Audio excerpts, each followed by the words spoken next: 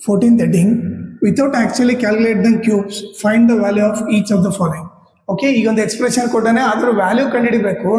Direct ಆಗಿ cube value ಕಂಡುಹಿಡಿದು add ಮಾಡಂಗಿಲ್ಲ. ಓಕೆ, ಅದು ಯಾವ ಥರ ಮಾಡ್ಬೇಕಂತ ನೋಡ್ರಿ. ಈಗ ಫಸ್ಟ್ ನಂಬರ್ ನೋಡ್ರಿ, ಇವ್ರು 3 ನಂಬರ್ ಆ್ಯಡ್ ಮಾಡಿದ್ರೆ ಏನು ಬರುತ್ತೆ ನೋಡ್ರಿ.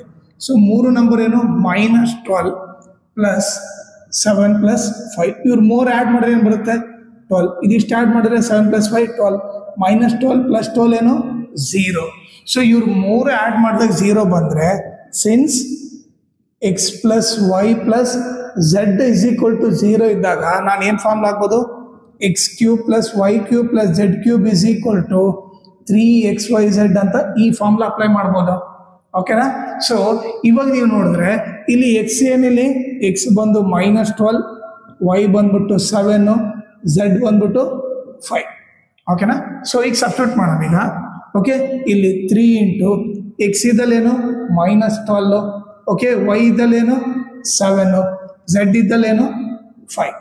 ಓಕೆ, ಈಗ ನೀವು ಮಲ್ಟಿಪ್ಲೈ ಮಾಡಿದ್ರೆ, ಓಕೆನಾ, ಫಸ್ಟ್ ಈಗ ಏನು ಮಲ್ಟಿಪ್ಲೈ ಮಾಡೋಣ, ಈಗ ಇವರಿಬ್ಬರು ಮಲ್ಟಿಪ್ಲೈ ಮಾಡಿದ್ರೆ 3 × ಇದಿಷ್ಟು ಎಷ್ಟಾಗುತ್ತೆ, -84 ಆಗುತ್ತೆ, ಇಂಟು 5 = 3 × -× +- ಆಯಿತು.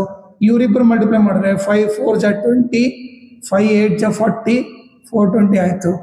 ಓಕೆ, ಈಗ ಪ್ಲಸ್ ಇಂಟು ಮೈನಸ್, 3 0 0, 3 2 = 6, 3 4 = 12.